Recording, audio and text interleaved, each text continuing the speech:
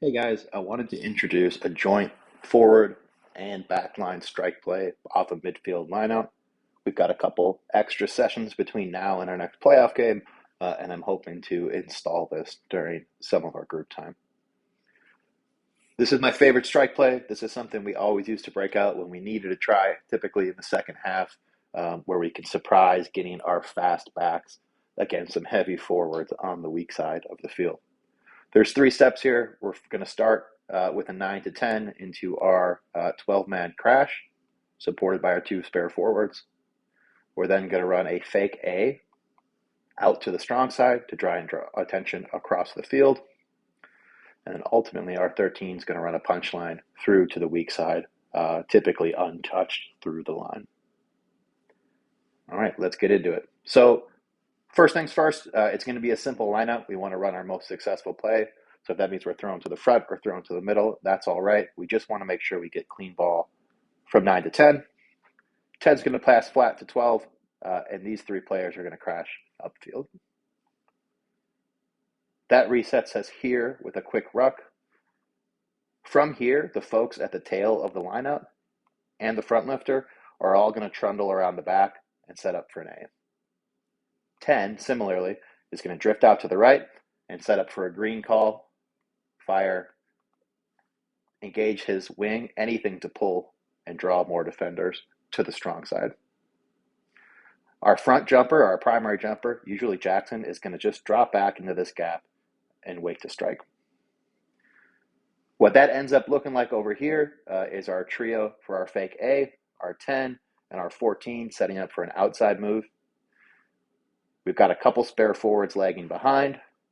And the key thing here is for both these groups, our A and our back line, to make a bunch of noise. So if you're at the tip of the A here, you're calling A, your hands up in the air, you're clapping for the ball.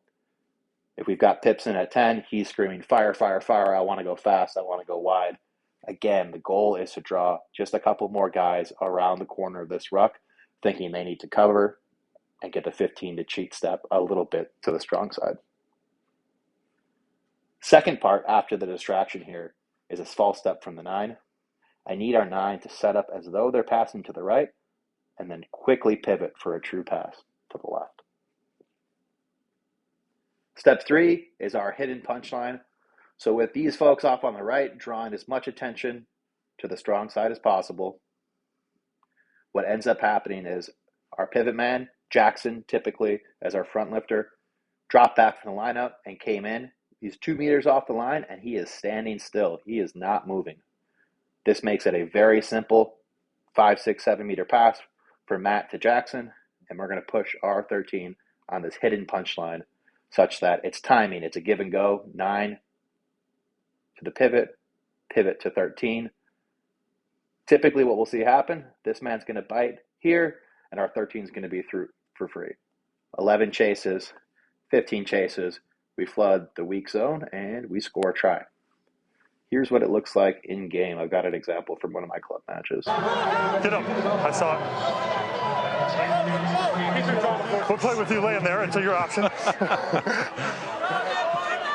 Wait, please. Wait, please. We are approaching 10 minutes left in this final. Let's just play. He was confused with the Barbarians on the attack. Brian Evans up to the halfway, little looping play and straight through the hole. They bamboozled the defense. Al Jabari with the step. He's going to go all the way.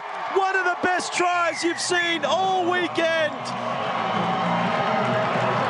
Another rehearsed play from the Denver Barbarians, ending with a 5-pointer to Mike Al Jabari for the Denver Barbarians.